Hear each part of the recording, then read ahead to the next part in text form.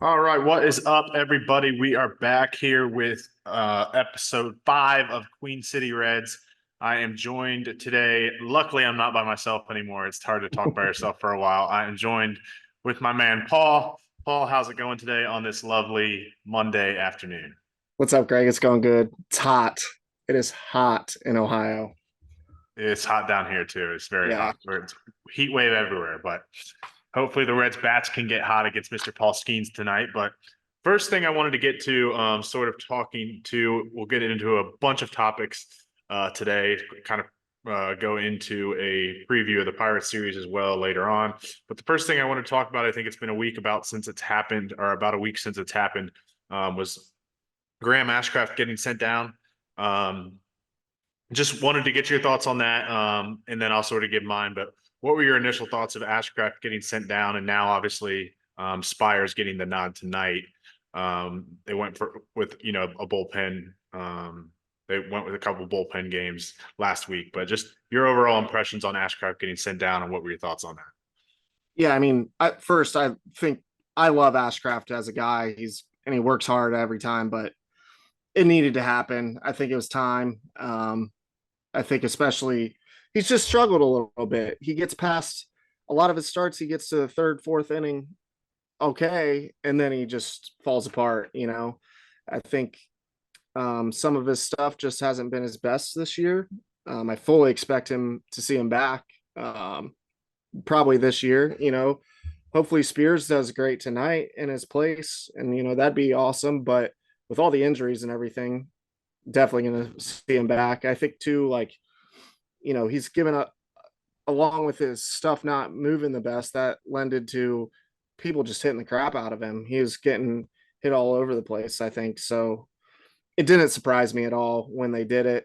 Yeah, And I think, I yeah, think go what's ahead. interesting with Ashcraft is like his stuff moves so much like different directions, and his fastballs move different directions that like I feel like he has a hard time really controlling it.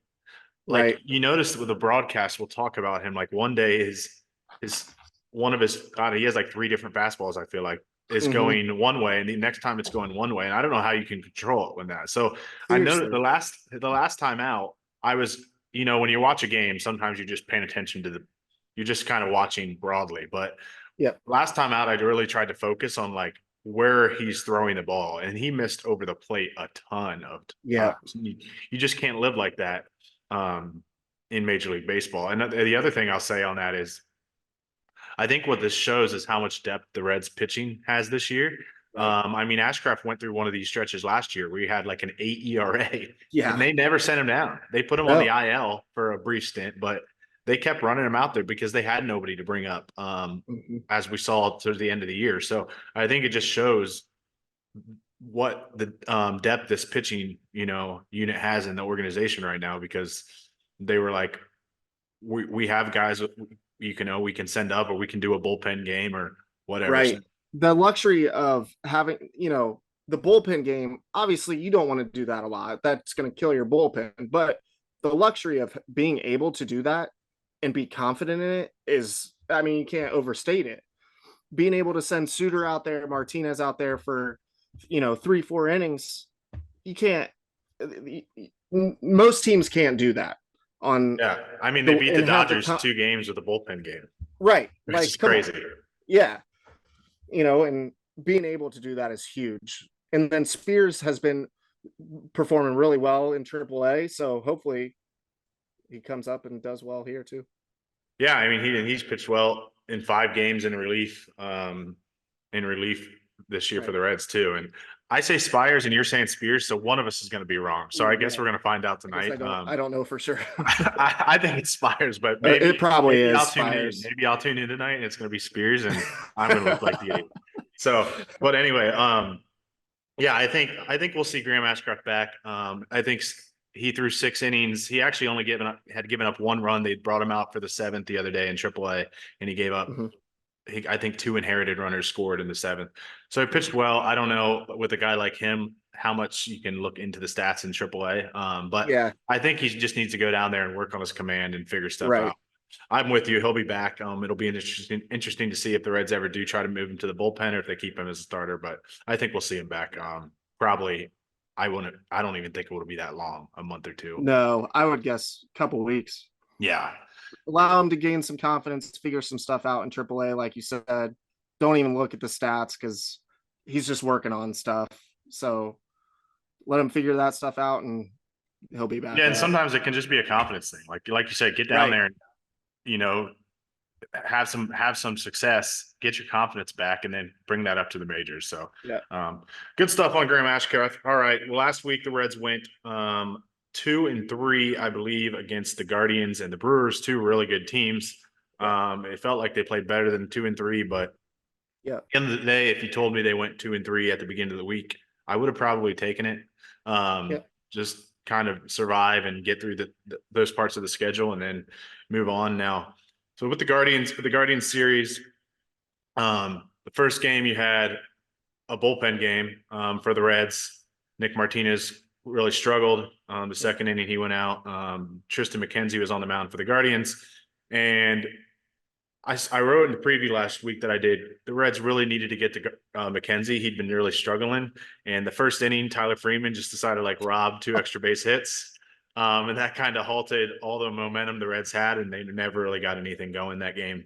The pitching was phenomenal. That was the game Spires came in and threw 5 2/3 innings, I believe, right after Martinez struggled. Yeah. So you lose game 1 there, and then game 2, which was the game I was a little concerned about because Tanner Bybee is a stud for the Guardians. But again, Nick Lodolo is also a stud.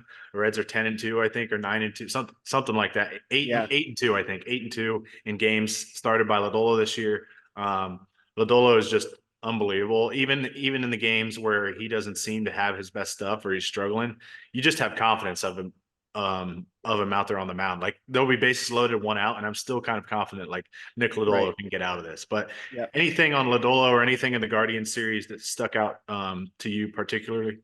No, I think just like you said, the first game kind of unfortunate just because Martinez did struggle that second inning, came out, I think he got 1, 2, 3 his first inning, looked like how he's been, and then just kind of fell apart, which it's baseball. That's going to happen. Nobody's great every time, but it was great to see Spires come out and pitch well.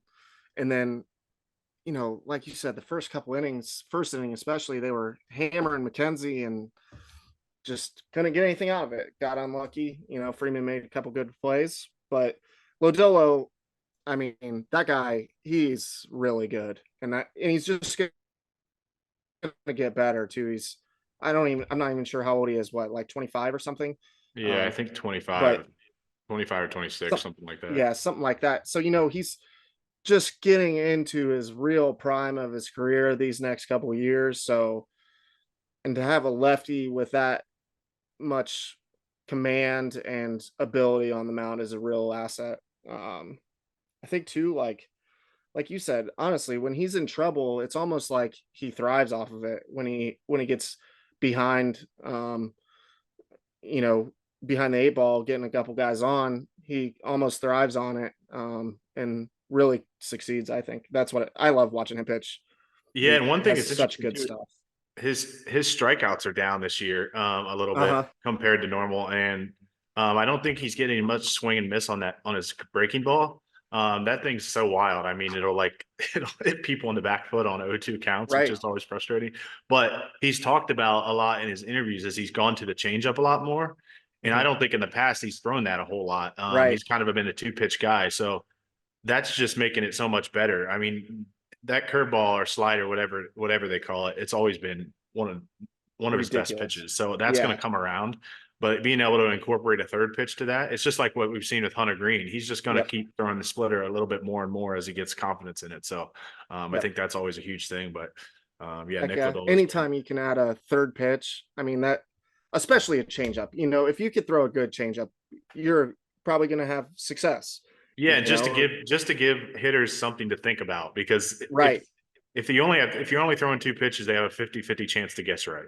Right. So if you throw in a third pitch, you at least give them something to think about that might be coming. So Right. I think it's good. One other thing I want to talk about the Guardian series, I think we might talk about it a little bit later, was Jeimer Candelario. That guy's been unbelievable.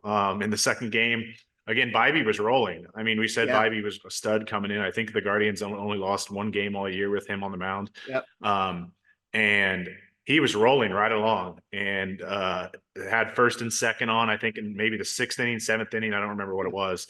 And it was like a long at bat. He was battling off pitches, and he just smoked the ball to the right field fence, got out in front of it even a little bit. I think like a breaking ball or change up, one of the two.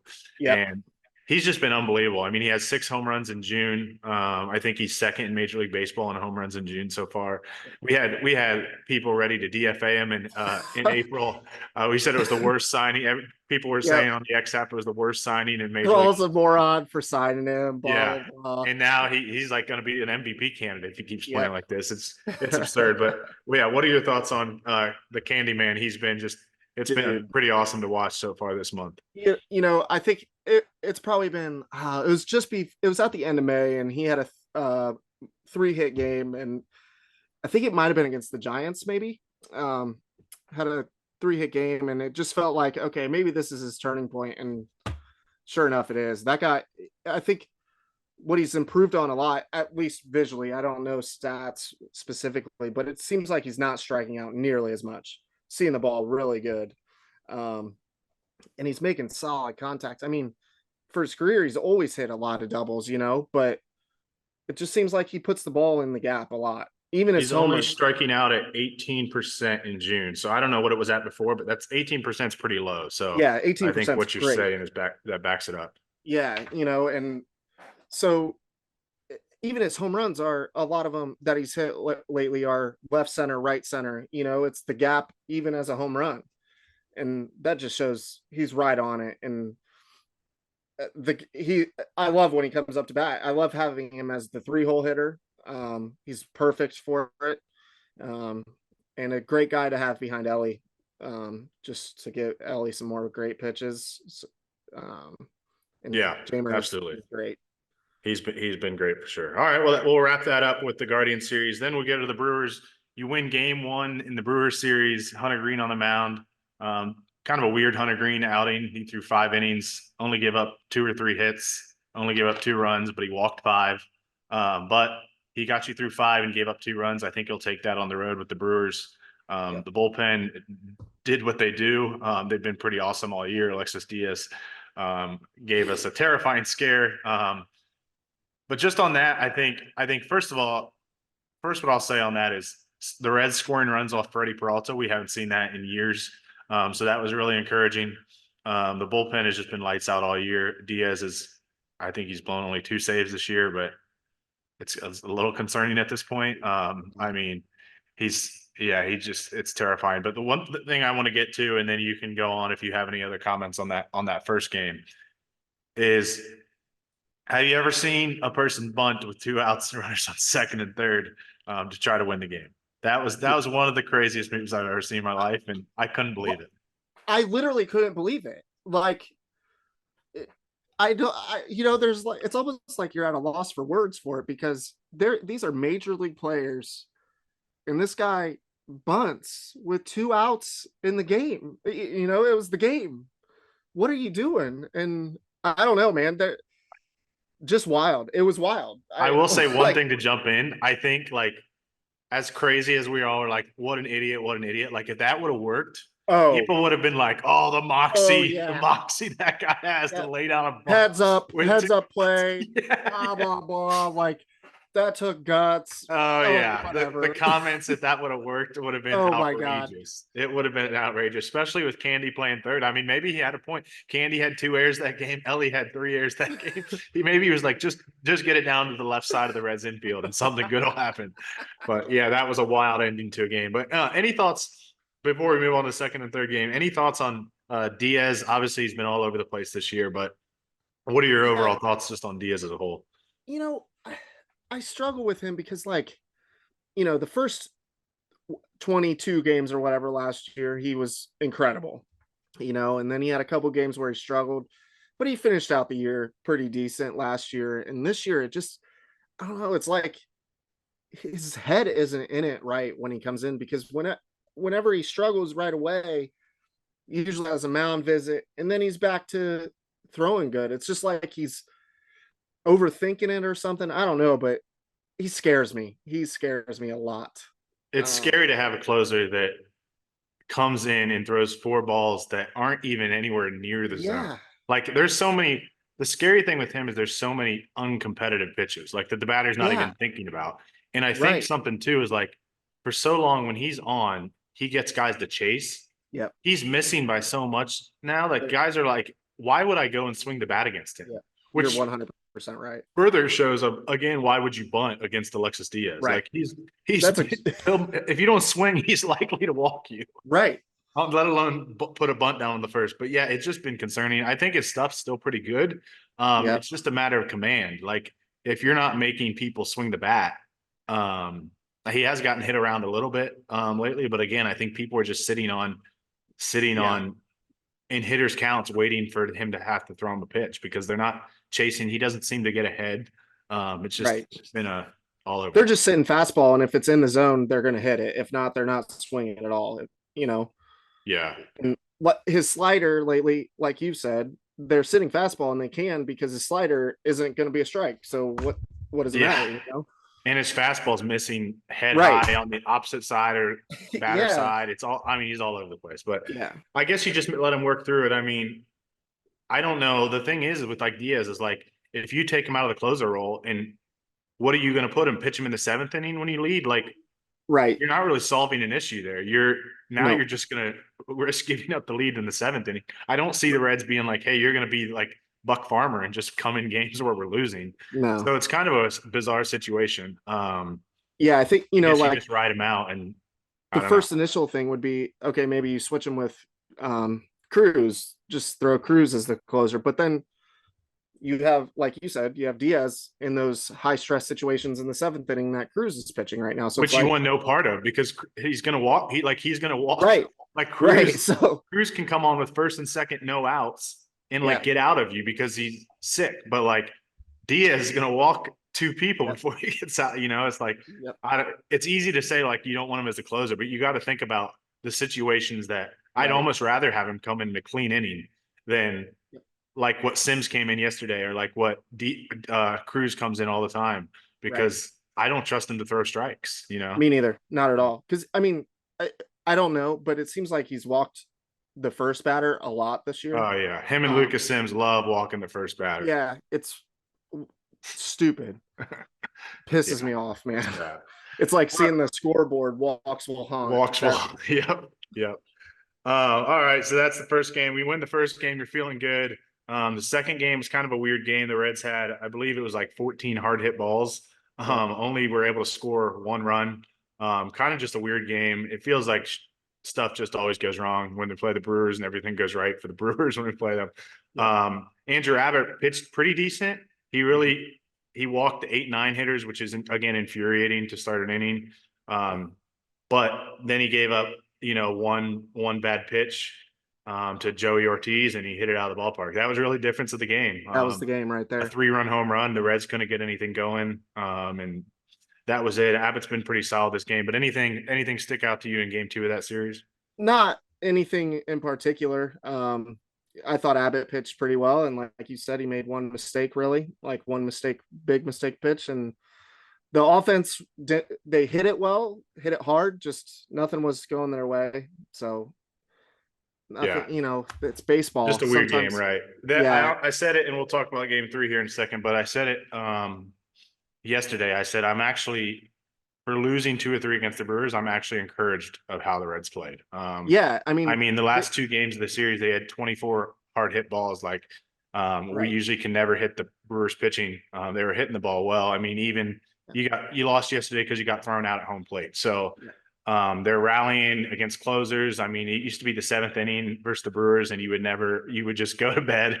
They'd bring in Josh Hader, Devin Williams, and Piamps or whatever that guy's name is. Oh yeah. I think they hit him decently well yesterday, but anyway, They'd bring in those three and the game would be over. So, but game three of the series, yep, yesterday you take a 3-0 lead, you're feeling good. I felt terrible before the game. I just don't have much faith in Montas at the moment. He pitched pretty well yesterday. He did pretty well. I thought it was a bit of a quick hook from David Bell, but I get it because he's been so bad. So when outside of the Rockies game, 5 of his last 6 starts, I think, have been pretty bad. So when that's the situation, like I don't blame Bell for being like, all right, it's kind of starting to unravel. Let's go to the pen.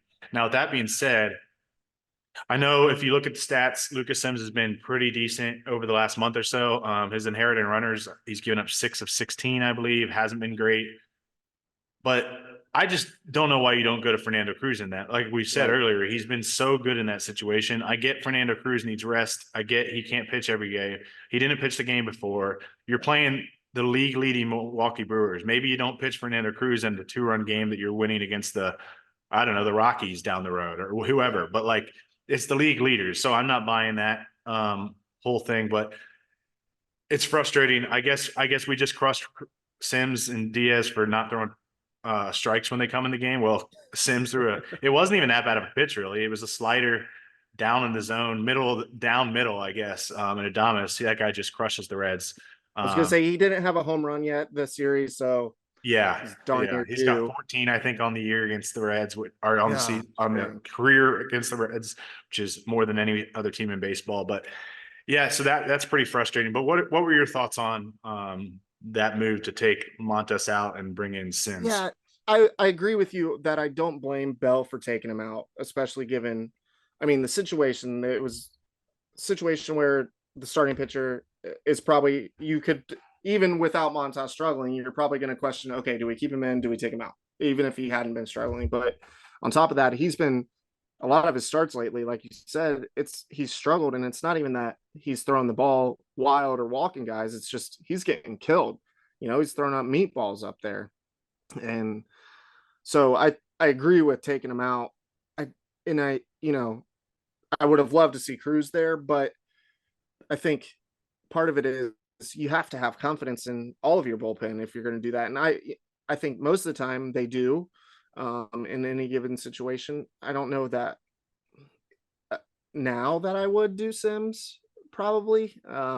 He's a couple times now just, I don't know. May was amazing. Before May was not great. And now June hasn't been his greatest so far. It's tough, Yeah, I get the Sims reason. Like, he is a strikeout guy. Right. So in first and second no outs, you want to get a guy that can come in and get a strikeout. Like you don't want to bring in a Nick Martinez in that situation. Right. He gives up contact, and like that's the last thing you're wanting to happen in that situation. So I get the reasoning. I just think when you have a guy like Cruz that has been so awesome in that situation, use him. You had a 3-run lead. Literally the only thing you couldn't do there was give up like a home run, and you give up a home run. But yeah, obviously you're playing the results. So if it would have went fine and Cruz comes in the 8th and we were like, oh, great game, but just frustrating a whole. The other thing I want to talk about in yesterday's game, well, 2 more things. First, Elly, guy's just unbelievable. When they tried to pick him off, and I'm like, is he going to go home? Like, is he actually going to go home? And he just sprints around third, gets close play at the plate, but he's just unbelievable. Like, nobody else in baseball is even trying that. He's just so electric. He also hit a home run from the right-hand side of the plate, which I thought was awesome yesterday.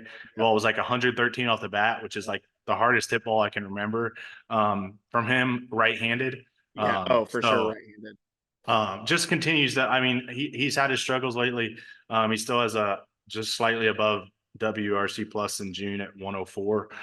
So I think he's just going to be a streaky guy. He's 22 years old. I know people get tired of hearing that, but when he does things like yesterday, he clearly loves playing the Brewers, because every time he plays the Brewers, he just does insane things. But he's just, that play yesterday is just like, that's Elly De La Cruz. Like, he's unbelievable, and he's so much fun to watch.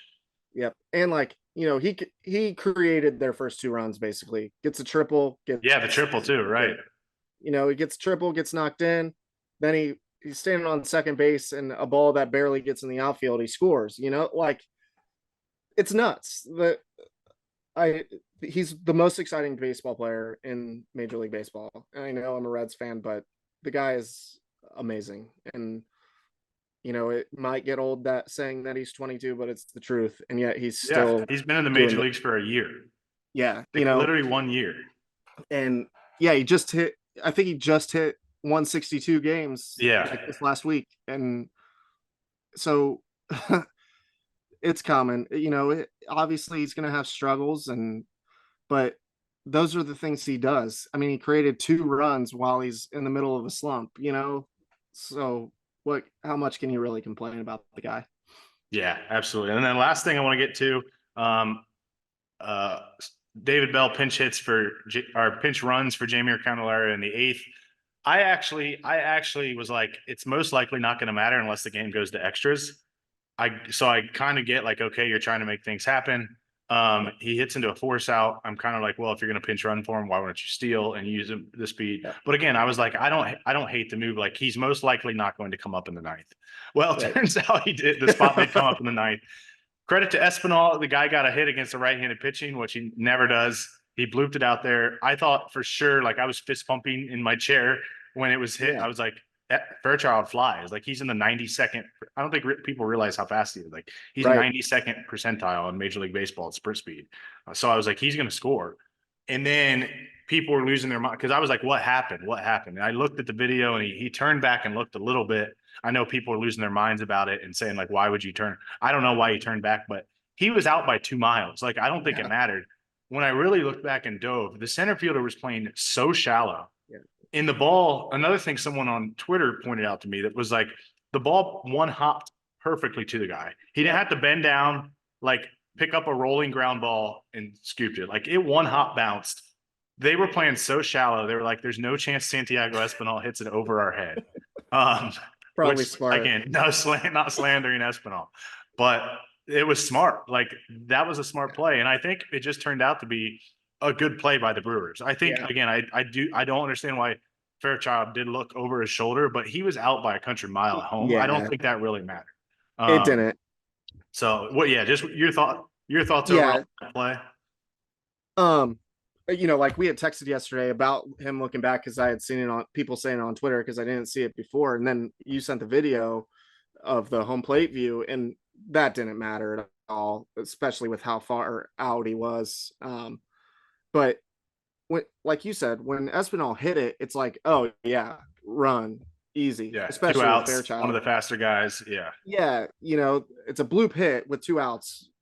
He should score, but I watched it a couple times this morning again, and you're spot on. It bounced right to him, and he was already able to be in his throwing motion and right away.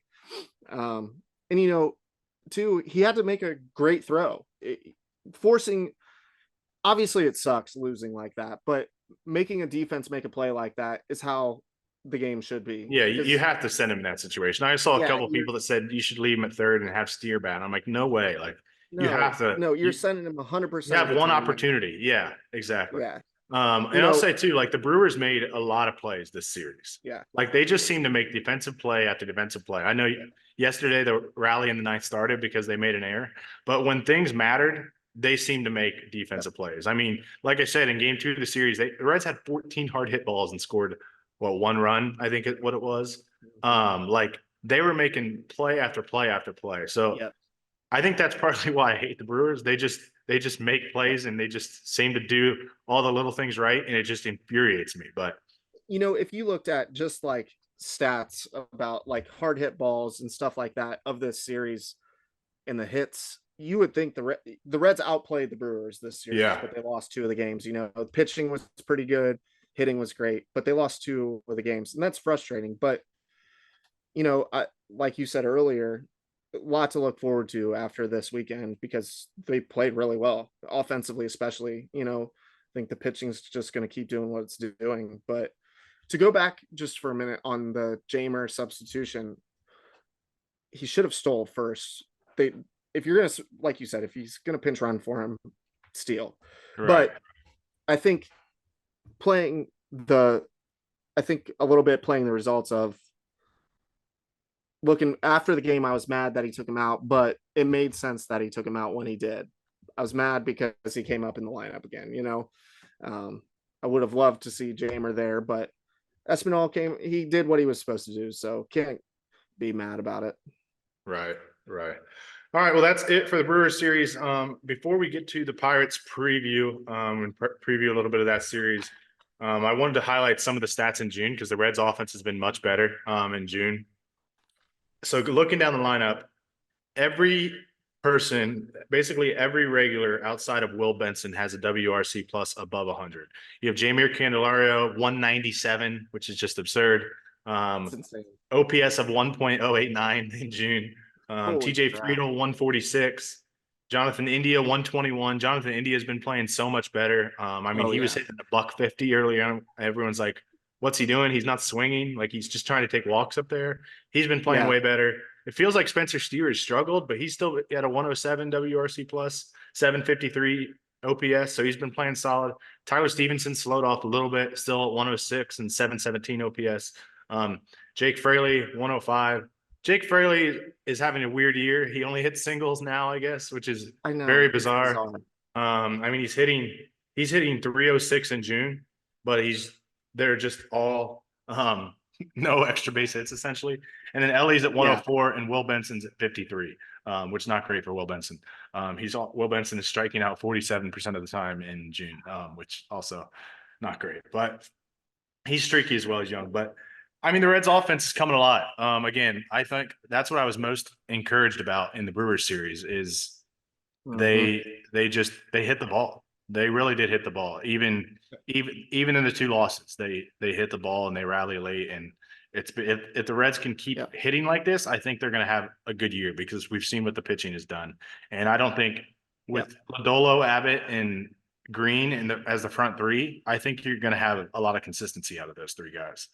So, any thoughts on the hitting just as a whole before we get to the Pirates? No, just adding. In June they're 8th in OPS in all of baseball, and they're 5th in average in all of baseball. So nice. Just adding to it, like as a team they are, and so that shows you they're hitting the ball well and getting on base. So I think that's what's going to get them to a better record and continue to improve because, like you said, the pitching is there. So if they can, we just need to stop losing games 3-1, and we'll be good. I think. Most games, if the Reds score 5 runs, they're going to win most games. 4 runs, I even feel pretty good. Okay, so Carson Spires versus Paul Skeens tonight, going to be pretty exciting. Obviously, it'd be nice if the Reds didn't have to face Skeens, but it'll be cool. He's been pretty electric. The Cardinals fans gave him a standing ovation last time in St. Louis, which I thought was ridiculous and stupid, but I hate the Cardinals, so whatever. But he's been incredible. I worry that the Reds are going to strike out about 15 times tonight with some of the way they strike out some games. But we'll see. They've been hitting the ball well. They hit Freddie Peralta, so if they can hit Freddie Peralta, a guy that they never ever hit, maybe they can hit Skeens. Spires on the mound for the Reds. It'll be interesting to see what he does as a start. He's probably going to have a lot more nerves than he has going out there as a reliever because it's a big situation. Pitching against Skeens probably even makes him amped up a little bit more. But the Pirates offense isn't very good as a whole. So I think he has a good matchup. But just overall, what are your impressions on tonight? What are your thoughts? I think the Pirates have only lost 1 game started by Skeens. Obviously a tough matchup. The guy he was hyped up and he's so far lived up to it in his starts. I think I'm excited to watch him. I haven't actually watched one of his games yet. Obviously I've seen highlights, but I'm excited to watch him. I'm also scared they're going to strike out a lot because sometimes the Reds strike out a lot, and the Bally Sports Parlay should take Paul Skeens strikeouts tonight. They should. They should. But like you said, they hit Peralta, and obviously we have the good mix of lefties in our lineup. A lot of lefties, so good matchups as far as righty lefty. So hopefully they can hit him, but I'm going to be honest, not super confident, but Spires, I'm hoping it would be great if he could get to the 5th. That's about, you can't expect a whole lot more from him. And just it'll be tough because, like you said, he's making a start, and on top of that, it's against Skeens and it's a division matchup. But if they can pull it out, first game of the series is huge. If you can win the first game, hopefully. Well, the Reds love to win the first game of the series and then somehow not win the series. So I don't know.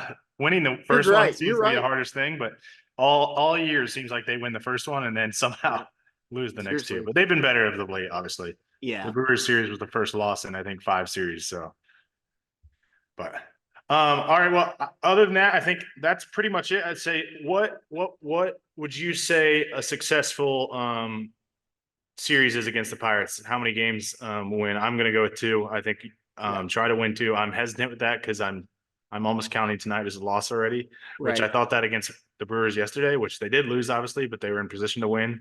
If they can win the series, I think it's good. I think at this point you just keep winning series, try to get back to 500, and then you go from there. I think we got the Red Sox coming up on the weekend, which is will be Red Sox aren't having a crazy good year or anything, but it's always a fun series when the Reds play the Red Sox. So just what your thoughts on the series and what you think would be successful? Yeah, I think I would say 2 games as well.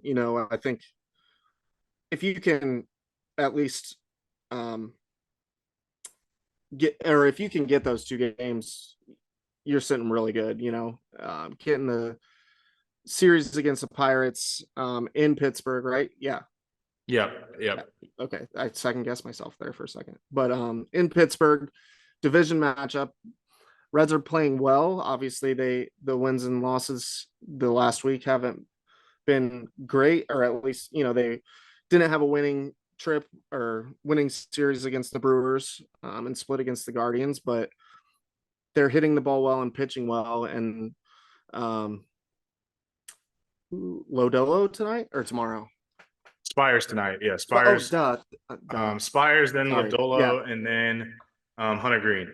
Yeah. So with Lodolo and Green, you always feel good with those 2 on the mound. Yeah. Right. So you're set up really well there. And then they're facing Keller and Falter, right? Yeah.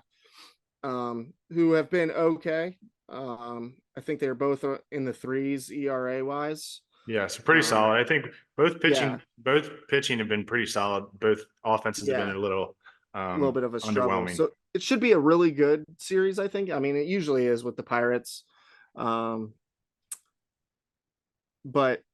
2 games would be great. I think they really need a series win right now after those 2 series splitting with the Guardians and a tough one with the Brewers. I think a series win would do a lot of good things for the Reds. And like you said, if they can just win series and move on to the next one, they'll come around and be in pretty good position come July and August. Yeah, absolutely. Totally agree. Just keep winning series, get back to 500, and then go from there. The streak where they just lost 1 million games, like whatever it was, 15 out of 18 or whatever. I don't even know what it was. That was just crazy. But fun. They went on a couple win streaks and they're back into manageable position. Now you just got to go from there. But with that, that's it for this episode of Queen City Reds. We'll do this every Monday. If you've made it this far, like, subscribe, do all that kind of fun stuff. Put your thoughts in the comments. Hopefully we'll see you next Monday. And Paul, go Reds tonight. Hopefully the Reds take down Paul Skeens. Let's go. All right. See ya. See ya.